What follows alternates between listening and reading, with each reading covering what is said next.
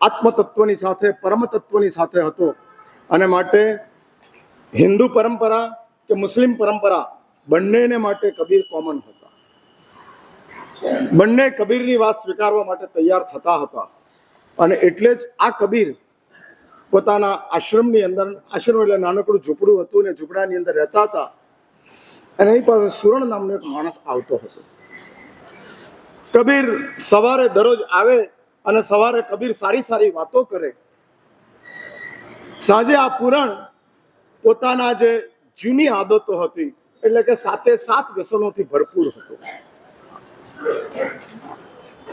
કોઈનું વર્તમાન ખરાબ છે માટે તે દુષ્ટ છે એવું માનતા નહીં.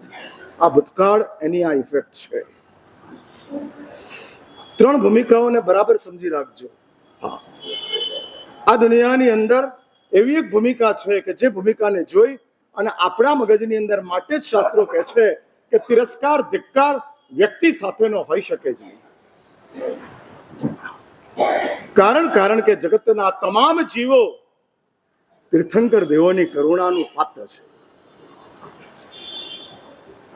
તીર્થંકર દેવોની જેના માટે કરુણા છે એને માટે આપણો વિશ્વાસ, આપણો દ્રોહ, આપણો તિરસ્કાર કેવી રીતે હોઈ શકે? જો તીર્થંકર દેવ આપણા માટે આરાધ્ય છે, પૂજ્ય છે, સન્માનનીય છે, તો તીર્થંકર દેવો જેના પ્રત્યે પોતાની કરુણા પ્રગટ કરે છે અને સાર્વત્રિક તીર્થંકર દેવોની કરુણા છે કે જે કરુણાના પાત્ર છે એવા જીવો આપણા માટે તિરસ્કારને પાત્ર ન જ હોઈ શકે. અને માટે જ શાસ્ત્રો કહે છે કે વર્તમાન સમયની અંદર દેખેલી કોઈ દુષ્ટતા અને એવી કોઈ ખરાબી, જે ખરાબી આપણી નજરની અંદર બહુ ખરાબ દેખાય પણ એ ખરાબી ખરાબ છે, ખરાબ નથી. ફરી આ વાક્ય હું રિપીટ કરું છું. ખરાબી ખરાબ છે, ખરાબ નથી. અને સંસારની કમનસીબી છે, ખરાબી અને ખરાબ એ બંનેને એક સરખા જુએ છે. ભાઈ, તાવ અને દર્દી આ બે આપણી સામે હોય, ખરાબ શું, દર્દી કે તાવ? બસ. હા, એટલે રોગ અને રોગી, તાવ અને દર્દી. જેમ દર્દ ખરાબ છે, દર્દી ખરાબ નથી. દર્દી તો ઓન ધ કોન્ટ્રરી દયાને પાત્ર છે. હા, દયાને પાત્ર છે. દયાનો અર્થ જ એ કે આપણે એને મદદ કરવી છે, આપણે એને સહાય કરવી છે. જો તાવમાં દર્દી પટકાયો છે, 106 ડિગ્રી તાવ છે અને 106 ડિગ્રી તાવથી દર્દીને પીડા છે, તો આપણે એને પાણી કે ચા આપવાની મદદ કરવા માંગીએ છીએ કારણ કે આપણી એના માટે દયા છે. એટલે જેમ દર્દ અને દર્દીની અંદર આપણે દર્દને ખરાબ માનીએ છીએ, દર્દીને ખરાબ નથી માનતા, એ જ રીતે આધ્યાત્મિક જગતની અંદર દોષ અને દુષ્ટ, હા, દોષ અને દુષ્ટ બે છે.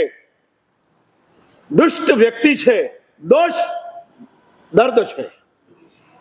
હા, એટલે દુષ્ટ વ્યક્તિ અને દોષ ત્યારે શાસ્ત્રો કહે છે કે વ્યક્તિ દુષ્ટ છે, ભલે કદાચ દયાને પાત્ર ન હોય પણ કરુણાને પાત્ર તો છે જ. જેને તમે બદલી ન શકો એને માટે કરુણા, જેને તમે બદલી શકો છો એને માટે પ્રેરણા. પ્રેરણાથી બદલો, બદલી ન શકો એના માટે કરુણા. જો તમારું કોઈ સાંભળતું હોય, તમારી વાત કોઈ માનતું હોય અને તમારી વાત સામેની વ્યક્તિને ગમતી હોય તો અને બદલાતો હોય, પ્રેરણા કરો. હા, પ્રેરણા કરો. અને પ્રેરણા કરવાથી બદલાઈ જતો હોય એટલે બદલાય એવી શક્યતા છે ત્યાં આગળ પ્રેરણા. અને માટે જ અમે લોકો આ કરીએ છીએ. મારા મગજમાં એવો ખ્યાલ છે કે તમે બદલાઈ શકો તેમ છો. Am I right? શું? હા, તમે બદલાઈ શકો એમ છો કે મને બદલી નાખશો? એટલે આ બે ચાલે છે. 4 મહિનાના ચોમાસા થતા જાય અને બદલાતા જાય. એટલે આ સ્કૂલ એવી છે કે જે સ્કૂલની અંદર ટીચર બદલાય છે, સ્ટુડન્ટો એના જ રહે છે. હા, દુનિયાની સ્કૂલોની અંદર સ્ટુડન્ટ બદલાય, ટીચર એના એ રહે. આપણી સ્કૂલની અંદર ટીચર બદલાય, સ્ટુડન્ટો એના આવે. એટલે 5મા ધોરણના જે સ્ટુડન્ટો હોય એ દુનિયાની સ્કૂલની અંદર 6ઠ્ઠામાં જાય, 4થાના 5મામાં આવે. એટલે ટીચર 5માનો જે ગયા વર્ષે હતો એ જ 2026માં હોય, એ જ 2027માં હોય. એટલે દુનિયાની સ્કૂલની અંદર સ્ટુડન્ટો બદલાય અને આપણી સ્કૂલની અંદર પ્રવીણભાઈ, હા, એ તમારે ક્યાં જોવાનું છે? મારે જોવાનું છે. આ કે તમારી સમાચારી છે. હા હા હા, આ જ તકલીફ થઈ જાય. તમને ડોક્ટર ફેમિલી જોઈએ પણ સમજાવનારો તમને ફેમિલિયર ફાવતો નથી. બદલતા રહો, બદલતા રહો અને બદલાતા જાય છે, બદલાતા જાય છે. એટલે આ સ્કૂલ એવી છે કે જેમાં ટીચર બદલાય છે, સ્ટુડન્ટ એના જ રહે છે. આમ 10 વર્ષ પહેલા, 15 વર્ષ પહેલા, 25 વર્ષ પહેલા અહીંયા આગળ જે લોકોને અમે જોયેલા હતા, જે મારા ગુરુદેવના વ્યાખ્યાનોમાં આવતા હતા, આગળ બેસતા હતા, બહુ સારી રીતે સાંભળતા હતા, આજે એ જ પોઝિશનમાં છે. આ બેઠા છે ને મારા શૈલેષભાઈ, હા હા, એ ચાલે છે. અને એ જ ભૂમિકાની અંદર, એ જ સ્થિતિની અંદર ચાલતું જાય છે. એટલે એવું છે ને કે મહોતાને ધુઓ તોય, બહેનોને પૂછો, મહોતું સાંભળ્યું છે ને નામ? હા, એટલે મહોતાને ધુઓ તોય કેવું રે? આ કાળું જ રે. હા, ગમે એવા એરિયલમાં નાખો, ગમે એવા ગરમ પાણીમાં નાખો, ગમે એવો આલા નાખો, મહોતું કલર બદલે નહીં. માટે જ એ મહોતું છે. હા, એ માટે જ મહોતું છે. હા, એટલે એ એની જગ્યા ફિક્સ, એનું કામ ફિક્સ, અને એને બદલાવાનું નથી, એ ફિક્સ. હા, કપડામાં મહોતામાં આટલો ફરક. બદલાય તે કપડું કહેવાય, ન બદલાય તે મહોતું કહેવાય. એ જ ભૂમિકા ચાલે, એ જ.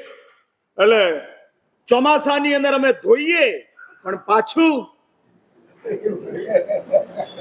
હા, અને એ જ ચાલતું જાય. એટલે જ શાસ્ત્રો કહે છે દુષ્ટ અને દોષ. દોષ ભૂતકાલીન છે, દુષ્ટ વર્તમાનમાં છે. જેને તમે તિરસ્કારો છો એ ગયા જન્મની અંદર જૈન સાધુ હતો, આવતા જન્મની અંદર ઘોર તપસ્વી બની શકે તેમ છે. વર્તમાનનું જીવન એ તો 50, 60, 70, 80 વર્ષનું છે. એનાથી મોટું વર્તમાનનું જીવન નથી. અને 70 વર્ષની એ જિંદગીને જોઈ અને તમે એને દુષ્ટ તરીકે અપમાનિત કરશો, ઉપેક્ષિત કરશો, તો તમને આવતીકાલના સિદ્ધ ભગવંતની આશાતનાનો દોષ લાગશે. નમો અરિહંતાણમ તમે બોલો છો ત્યારે ત્રણેય કાલના તમામ અરિહંત ભગવંતોને, નમો સિદ્ધાણમ બોલો છો ત્યારે ત્રણેય કાલના તમામ સિદ્ધ ભગવંતોને આપણે નમસ્કાર કરીએ છીએ. એટલે આવતીકાલે જે સિદ્ધ થવાના છે એને પણ મારા નમસ્કાર છે. ભલે આજે એ દુષ્ટ હોય, ભલે આજે તે પાપી હોય, ભલે આજે તેણે વિશ્વાસઘાત કરેલો હોય, બની શકે, પણ એનો અર્થ એ નથી કે આવતીકાલ પણ આની આવી જ છે, નથી. અને એટલે જ શાસ્ત્રો કહે છે કે આવી ભૂમિકાને લઈ અને આપણે દુષ્ટને દુષ્ટ કહેવાનો નથી. અને માટે જ કબીર કહે છે, કહત કબીરા સુનો ભાઈ સાધો. આના પંક્તિ બોલતા જાય ને પેલાને સંભળાવતા જાય, અને એમાં સાધુ શબ્દ આવે ત્યાં પેલો કરણ, આપણે સુરણ, એ સુરણને અંદર ખાને પીડા થાય. હું સાધુ થોડો છું, હું તો પાપી છું. હું કેવો દુષ્ટ છું હું જાણું છું, અને મારી આસપાસના લોકો જાણે છે. અને મને આ સાધુ કે છે, એટલે કબીરના મોઢા ઉપર હાથ મૂકે, महाराज और कुछ भी बोलो लेकिन साधु तो मुझे मत बोलो, मैं साधु नहीं. मैं कौन हूं? मैं अपने आप को अच्छी तरह से पहचानता हूं, बहुत अच्छी तरह से मैं जानता हूं, और इसलिए मुझे मत कहो. ત્યારે કબીર કહે છે, આજ નહીં તો કાલ, કાલ નહીં તો પરમ દિવસે તું જરૂર સાધુ બનવાનો છે. અને હકીકત એ બની દરરોજ સાંભળે છે, કહત કબીરા સુનો ભાઈ સાધુ, કહત કબીરા સુનો ભાઈ સાધુ. અને સાંભળતાની સાથે સુરણના જીવનની અંદર એકવાર ચેન્જ આવ્યો, બદલાવ આવ્યો. અને માટે જ શાસ્ત્રો કહે છે શ્રવણ એક જ રસ્તો છે. એટલે આ શ્રવણ સાધના છે, બીજી તમામ આરાધના છે. હા, પરિણામ આવે પણ ખરું અને ન પણ આવે એનું નામ આરાધના, પરિણામ નિશ્ચિત આવે એનું નામ સાધના. એટલે પરમાત્મા મહાવીરની 12.5 વર્ષની સાધના હતી, ભગવાન આદિનાથની 1000 વર્ષની સાધના હતી. કારણ કે એનું પરિણામ નિશ્ચિત છે, મળવાનું જ છે. જેનું પરિણામ નિશ્ચિત છે એ સાધના છે, જેનું લક્ષ્ય નિશ્ચિત છે તે સાધના છે, જેનો સમય નિશ્ચિત છે એ આરાધના છે. સમય નિશ્ચિત હોય એ આરાધના કહેવાય, લક્ષ્ય નિશ્ચિત હોય એ સાધના કહેવાય. આ લક્ષ્ય છે અને આ જ્યાં સુધી પ્રાપ્ત ન થાય ત્યાં સુધી મારું કામ ચાલે રાખશે, એનું નામ સાધના. ભાઈ, વર્ષી તપ આરાધના કે સાધના? આરાધના. કેમ? સમય નક્કી છે. ગણધર તપ આરાધના કે સાધના? આરાધના. સમય નક્કી છે, 6 સપ્ટેમ્બરે પારણું. હા, નક્કી છે. અખા ત્રીજના દિવસે પારણું નક્કી છે. અને માટે સમય નક્કી હોય તે આરાધના કહેવાય, લક્ષ્ય નક્કી હોય તે સાધના કહેવાય. જેમાં આપણું લક્ષ્ય નક્કી છે, આજ પ્રાપ્ત કરવું છે અને આ જ્યાં સુધી પ્રાપ્ત ન થાય ત્યાં સુધી હું ચાલે રાખીશ, હું છોડીશ નહીં. देहम पातयामी कार्यम साधयामी. कुछ भी हो जाए, शरीर को गिरना हो तो गिर जाए, लेकिन जिस चीज को मुझे प्राप्त करनी है वो मैं प्राप्त करके ही रहूंगा. આનું નામ સાધના છે. એટલે જો લક્ષ્ય નક્કી હોય, સમય નક્કી નથી, લક્ષ્ય નક્કી છે, પરિણામ નક્કી છે, તો તે સાધના છે. અને શાસ્ત્ર એવું કહે છે શ્રવણ સિવાયની તમામ અનુષ્ઠાનો, તમામ ધર્મો આરાધના છે અને શ્રવણ સાધના છે. પણ મારા સાહેબ, ક્યાં સુધી સાંભળવાનું? સાધના છે ભાઈ. હા, સાધના છે. ડાયાબિટીસના દર્દીને દવા ક્યાં સુધી લેવાની? હા, જ્યાં સુધી ડાયાબિટીસ હોય ત્યાં સુધી. એમ જ્યાં સુધી આપણું લક્ષ્ય આપણે જે મેળવવાનું છે. એટલે માત્ર સાંભળવાની ભૂમિકામાં ન રહેતા લક્ષ્ય નક્કી કરજો કે આ પ્રાપ્ત કરવું છે. અને આંતરિક ભૂમિકાની અંદર જીવન બદલવાની હવે બહુ આવશ્યકતા નથી, કારણ કે બદલાઈ ગયું છે. હવે આનાથી ઉપર તમે આવી શકો તેમ નથી. બરાબર છે ને મારી વાત? એટલે તમે તમારું એક જીવનના લક્ષ્યને નક્કી કર્યું છે ને ત્યાં તમે પહોંચી ગયા છો. દાનમાં, શીલમાં, તપમાં, ભાવમાં, આ બધામાં તમે ત્યાં પહોંચી ગયા છો અને એ ચીજ સુધી તમે પહોંચી ગયા છો. એટલે જીવનની ભૂમિકાની અંદર હવે બહુ બદલાવની અપેક્ષા નથી, પણ આંતરિક ભૂમિકાઓ જે છે, હા, અને આંતરિક ભૂમિકાઓની અંદર બદલાવ લાવવો હોય, આપણી અંદર ખાનેની જે તરંગો ચાલે છે, જે કુવિકલ્પો ચાલે છે, જે અંદર ખાનેની લાચારીઓ ચાલે છે, એ લાચારીઓની અંદરથી આપણે આપણી જાતને, આપણા મનને બહાર કાઢવું હોય તો આ શ્રવણ તે સાધના છે. હા, મોટી સાધના છે. રોહિણીયા ચોરના બાપાએ રોહિણીયાને કીધેલું હતું, શું કીધેલું?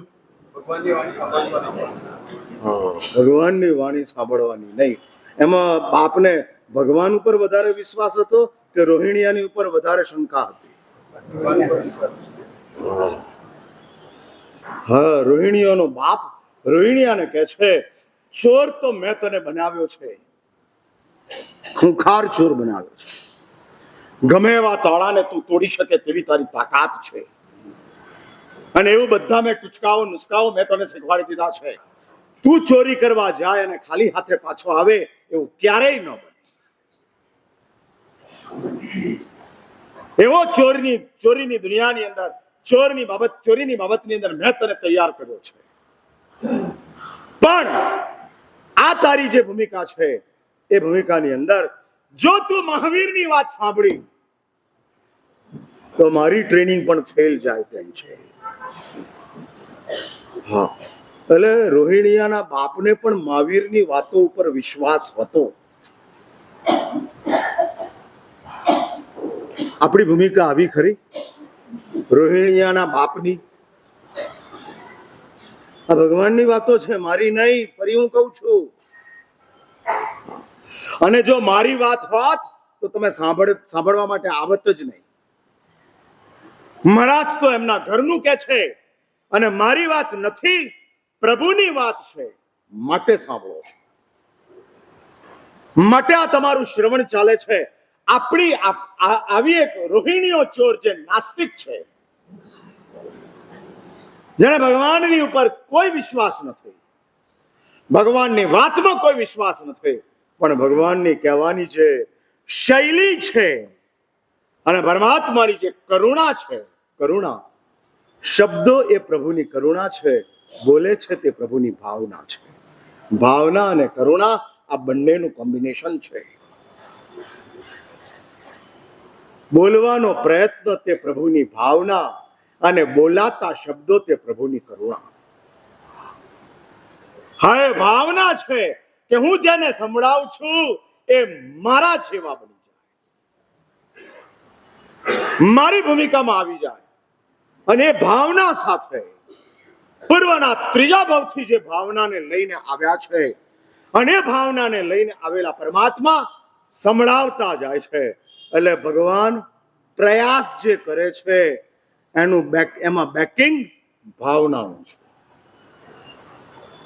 5 મિનિટ માટે એવી કલ્પના કરો કે ભગવાનને ભાવના ન હોત તો પ્રયાસ કરત જ નહીં. હા, પ્રયાસ કરવાનો કોઈ અર્થ જ નહોતો. પોતાને સાધનાથી વિતરાગતા પ્રાપ્ત થઈ ગઈ અને ભાવના છે જ નહીં તો શા માટે બોલે? સમજાય છે મારી વાત? સાધનાનું પરિણામ વિતરાગતા હતી અને મળી ગયું, હવે પ્રાપ્ત થઈ ગયું. ઝોમેટોમાં તમે ઓર્ડર કરી દીધો અને ખાવાનું આવી ગયું, હવે ઘરમાં રસોઈ બનાવાય? પણ કોઈ મહેમાન આવ્યા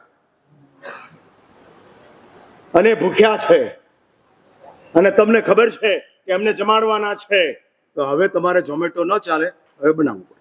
મહેમાનને જમાડવા માટેની ભાવના. હા, પોતાને ખાવાનું હતું એને માટે ઓર્ડર અને મળી ગયું છે, પેટ ભરાઈ ગયું છે, હવે કોઈ જરૂર નથી, એટલે મંગાવવું તે સાધના હતી, પેટ ભરાઈ ગયું તે વિતરાગતાની ભૂમિકા હતી. એટલે સાધનાથી વિતરાગતા આવી ગઈ. 12.5 વર્ષની ઘોર સાધના કરી અને પ્રભુ વિતરાગતાના સ્થાને પહોંચી ગયા. પણ પરમાત્મા કહે છે કે મને સાધનાનું પરિણામ મળ્યું, મારી ભાવનાનું શું? અને જે ભાવના ક્યારેય ફૂલફિલ થવાની નથી, ક્યારેય નથી થવાની, પણ મારી ભાવનાનું શું?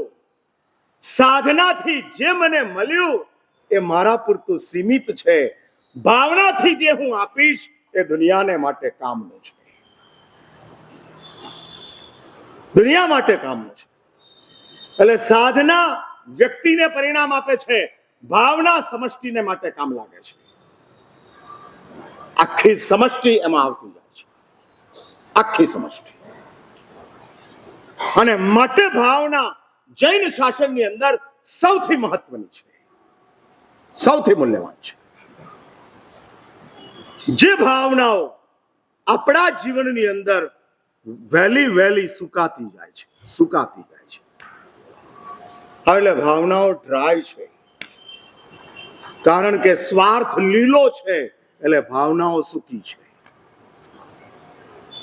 હા, સ્વાર્થ સુકાય તો ભાવના લીલી થાય. હા, આ બે ઓપોઝિટ એક્સ્ટ્રીમ છે. હા, અને ઓપોઝિટ એક્સ્ટ્રીમ ની અંદર જો સ્વાર્થ લીલો હોય તો ભાવના લીલી હોય જ નહીં.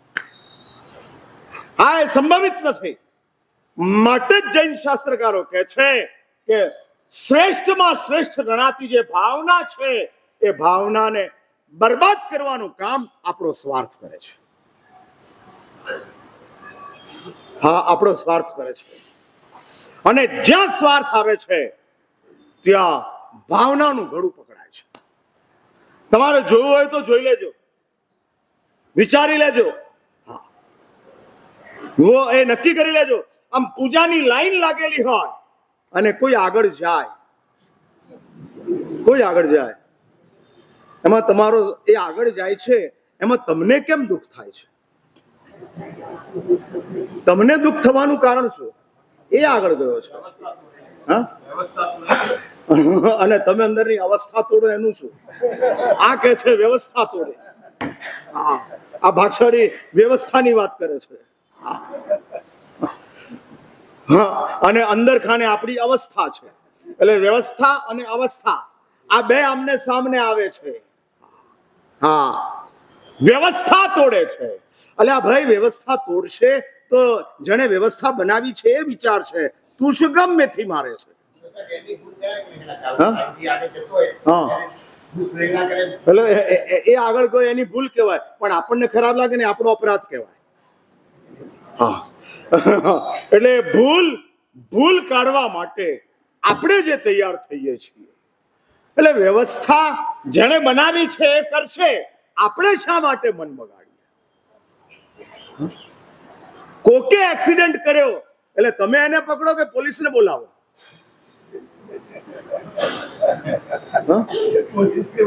હા, પોલીસને બોલાવી પડે.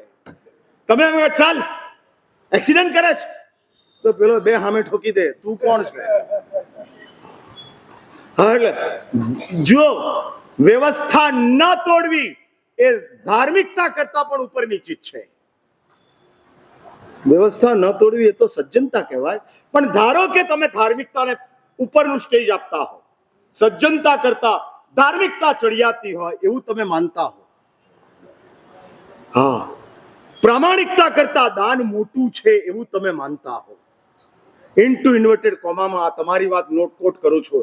પ્રામાણિકતા કરતા દાન મોટું છે એવું તમે માનતા હો તો એ દાન કરતા જે વ્યવસ્થા છે એ એનાથી એ મોટી છે.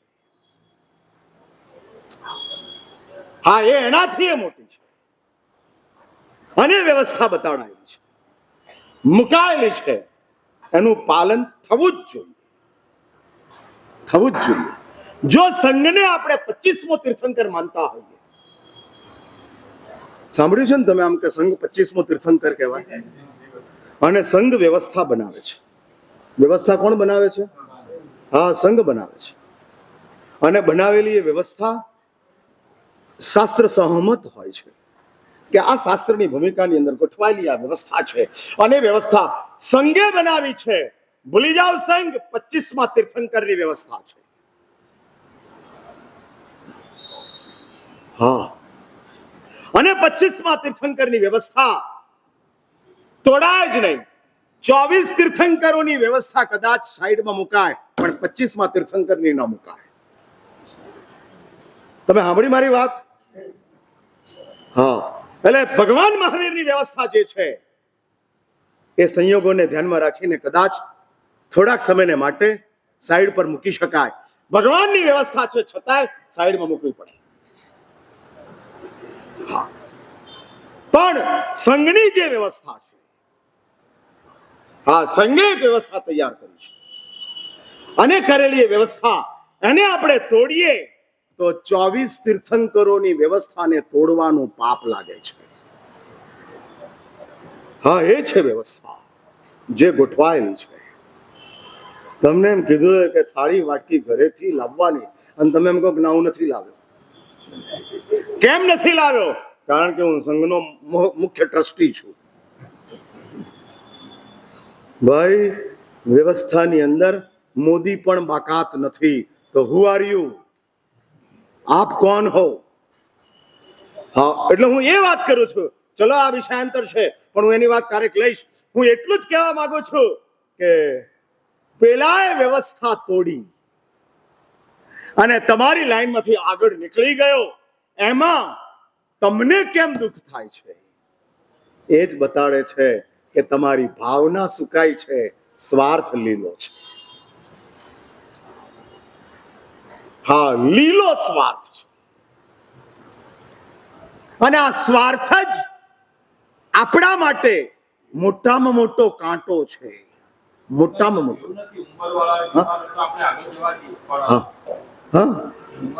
એટલે પેલો વિવેકમાં ઉંમર વાળો છે, નાનો છે, અને આ શરીરમાં ઉંમર વાળો છે. હવે સમજતો જ નથી શું કરવાનું. હા, લો આવી ગયા. આ બધું એવું છે ને કે આપણે જ, અને આ ભૂમિકા છે ને તો ખાલી દેરામ જ ચાલે છે, બાકી ક્યાંય નથી ચાલતી. હા, લોચો લેવાની લાઈન લાગે. હા, એટલે લોચો લેવાની લાઈન લાગતી હોય અને લાઈનની અંદર કોક આગળ જતો રહે રસોડાની અંદર અને લોચો લઈ આવે, તો ત્યાં આગળ તમે ક્યાં ઝઘડવા જાઓ છો? એક માણસમાં સમજી રહ્યા છો, બીજા માટે શિસ્ત મહત્વનું, તમારા માટે ભાવના મહત્વની. અને શિસ્તને સમજાવવા માટે ભાવના તૂટતી હોય તો શિસ્ત સમજાવવામાં મૌન રહેવાનું. ભાઈ, હું શિસ્તમાં એવું કહું કે 9 વાગે તમે આવશો તો જ વ્યાખ્યાન કરીશ. 9 ને 5 થશે તો સર્વમંગલ. તો કાલથી વ્યાખ્યાન બેસે? હા, શિસ્ત મોટી કે ભા એટલે મારી ક્યાં ઉદારતા આવી ગઈ? લો, તમારી ઉદારતા છે. લો, હા, 2 શબ્દો મારા માટે હારા બોલી લીધા એટલે બધા ગુના મહારાજ મારા માફ કરતા. હા, આ પેલા ભાગશાળી કે છે ખોટું ચલાવી લે. જો એક વાત સમજી રાખજો, આપણે જે ખોટું કરીએ છીએ એ બંધ કરવાનું. ચલાવવાની ન ચલાવી કે ન ચલાવવી એ આપણા હાથની વાત નથી. ખોટું નહીં ચલાવી લેવાની જે આગ્રહ છે એમાં ઘણા ખોટા ચાલે છે. હા, પણ એ ક્યારે, કોણે, કેટલું એ નક્કી કરવું પડે. હા, માથું દુખે છે, દવા વાળાને ત્યાં જઈને તમે દવા લઈ આવ્યા અને રિએક્શન આવ્યું તો એની જવાબદારી કોની? કોની જવાબદારી? દવા લઈ આવ્યો એની. ડોક્ટરે લખી આપ્યું હોય અને એનું જો રિએક્શન આવે તો ડોક્ટરની જવાબદારી. એટલે શિસ્તને ચલાવવું કે ન ચલાવવું એ વ્યવસ્થા નક્કી કરશે, આપણે નહીં. અને ડાયરેક્ટ જે ઇન્ટરફિયરન્સ શરૂ થાય છે, અને જૈન સંઘની આ મોટામાં મોટી મુશ્કેલી છે કે બધા જ કેપ્ટન છે. અહીંયા કોઈ ટીમ છે જ નહીં, અહીંયા આખું કેપ્ટન. જેને જે રીતે ચલાવવું એ રીતે ચલાવતા જાય. હા, જે રીતે કામ કરવું એ રીતે કરતા જાય. અને એ પોતાની એક વ્યવસ્થા પોતે એસ્ટાબ્લિશ કરતા જાય, પોતે આગળ વધારતા જાય. ફરી મૂળ વાત ઉપર આવો, ભાવના જે છે, અને એક વાત લખી રાખજો, ભાવના એ આર્હંત્યની જનેતા છે. ભલે તમને અંદર ખાને એવી ભાવના થાય કે મારા સંતાનો સંસ્કારી બને, પણ આ ભાવના એ જ આર્હંત્યનું બીજ છે. અને આ ભાવના જ્યારે ડેવલપ થશે ત્યારે એ જ સભી જીવમાં આવી જશે. જગતના તમામ જીવોમાં આવી જશે. 9:45 થઈ છે. હા, હા, જગતના તમામ જીવોની અંદર કે જે જીવો ગોઠવાઈ ગયા છે. એટલે હું એ કહેવા માંગુ છું કે આપણો સ્વાર્થ, બીજાઓની ભાવના, બીજાઓનું શિસ્ત જેટલું આપણે પ્રાઇમ ગણીએ છીએ એટલા આપણા સ્વાર્થ માટે આપણે કેમ પ્રાઇમ વિચારતા નથી? શું ચાલે છે? અને એ વિચાર આપણી મગજની અંદર કેમ આવતો નથી? માટે જ શાસ્ત્રો કહે છે કે આપણા જીવનની અંદર આવતીકાલ, હું 3 ભૂમિકા તમને બતાડવાનો હતો, ત્યાંથી આ વાત ચાલુ થઈ છે. એટલે બરાબર એ વાત સમજી રાખજો. તમારું ભાવિ ગુરુજન જુએ છે, તમારું વર્તમાન સ્વજન જુએ છે, અને તમારો ભૂતકાળ દુશ્મન જુએ છે.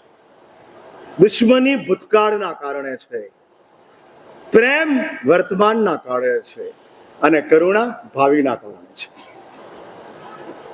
જો દુશ્મની ભૂતકાળ જ ના હોત તો એક પણ દુશ્મન રહેતો જ નહીં. તમામ શત્રુતા એનું રૂટ પાસ્ટ છે.